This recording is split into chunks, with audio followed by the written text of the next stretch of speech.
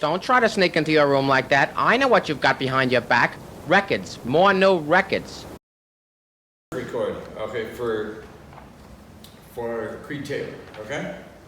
And basically, he was here the day before, so they didn't have to reset up for this day. But here's who was playing. As you kind of look around, you can imagine, here's who we had here that day. You had Ernie Royal playing lead trumpet, Clark Terry, Snooky Young, Marky Markowitz. The trombone section, Jimmy Cleveland, Kai Winding, J.J. Johnson, Irby Green. All those guys in this environment, in this room, okay? French horns, and this was primarily a brass day. 4 French horn players, Bob Northern, who was on the famous Miles date, which was not recorded here, the Columbia record that was the birth of the code. Okay, and 3 other French horn. Don Butterfield on tuba, Jerome Richardson played either saxophone or flute. He was kind of the soloist. Lalo Schifrin was playing this piano, same piano. Mundell Lowe on guitar, George DeVivier, and Grady Tate. Grady Tate was one that was a great drummer, and one that a lot of people used in this room because he knew how to play in this room.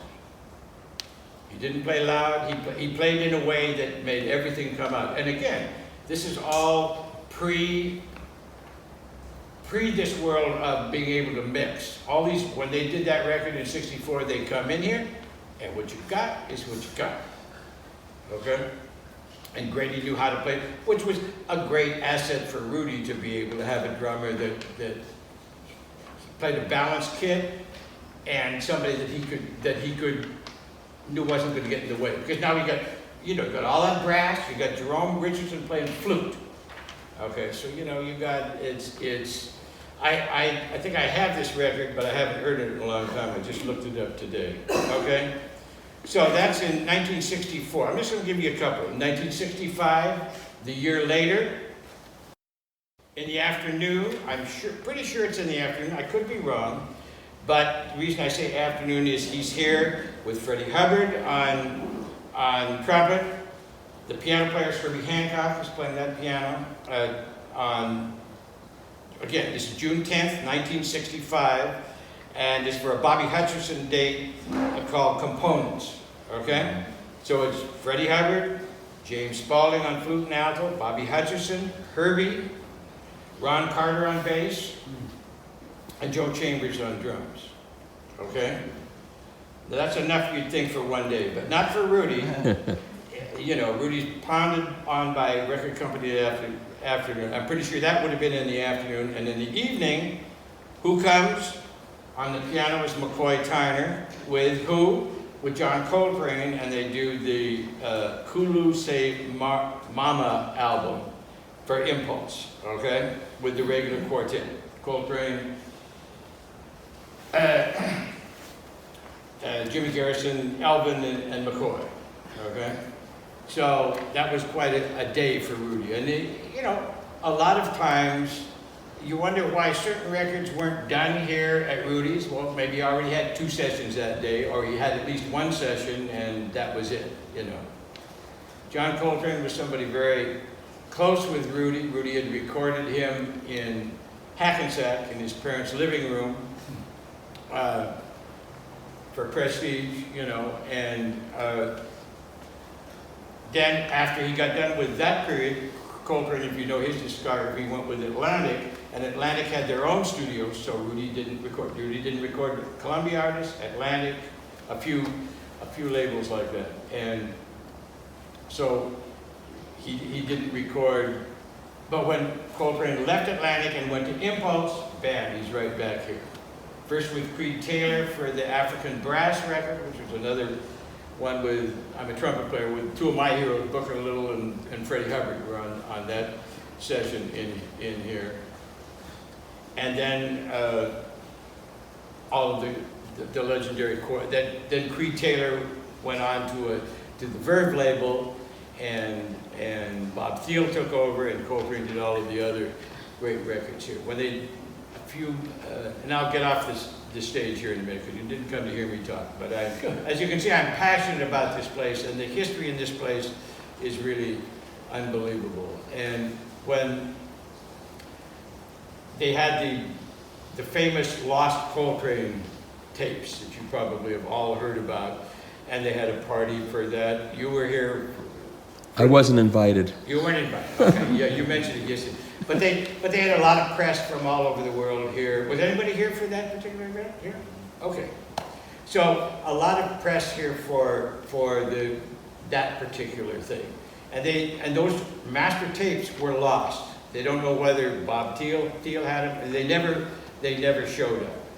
What they got were from Naima were the roughs that Rudy sent. Rudy ran off a copy for the artist. A lot of times they wanted to hear what it was. So fortunately they had that, but the master tapes were gone. So, and they were asking me, was there any chance, any of those tapes would ever be around here and whatever else, So then when I started to research that particular thing, it turns out that they did that in the afternoon because it was the last day they were working at Birdland in New York, and so they did during the day, and during the evening there was nothing here, and then the next day, Coltrane came back and did the Johnny Hartman date here. Totally different music. He wanted if you've heard the Coltrane, the lost tapes of Coltrane record, you'll hear, like Robbie says, he's got 1 foot in the old style and 1 foot in the new style. It's very interesting project, and that's what Coltrane really felt the band was doing something very special. He wanted to capture. So that's why they did that recording. But it got lost in the shuffle and got really lost. The master tapes have never shown up. So that was the, okay, so that was, so the next night they came back to do that. But during the day, young Herbie Hancock is here on the piano again, and they're doing the Hank Mobley No Room for Squares session, which became 3 different, cut apart and put into 3 different sessions. So all that, Rudy was, the amount of records that are done, I mean, I'll tell you, practically every day I ran into another record that was done either in Hackensack or done here that is mislabeled and says New York on it, okay? So,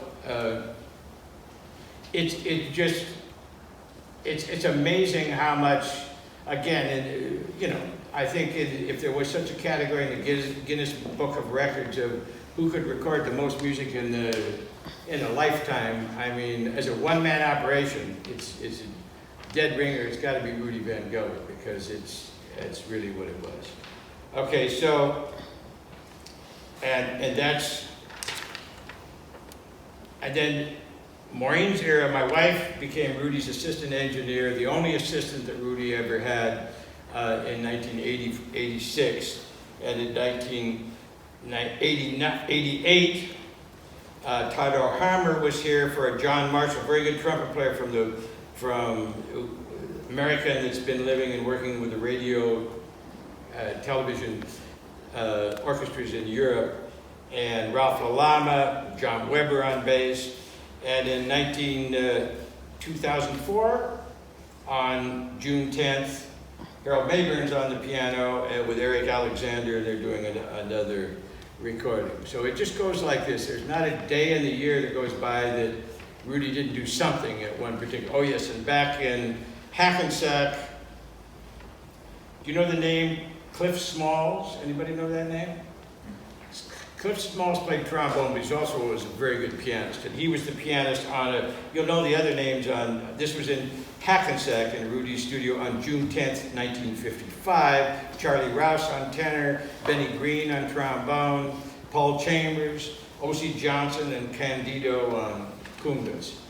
So that's a little idea. So it's just fun for me to, especially that first date, when you think of all those great horns, J.J. Johnson and Clark Terry and all those people in this room, and how Rudy they just come in, he's got it all set up, he's set everything up, they come in and they just play and they're done. Again, there's not a lot of pictures.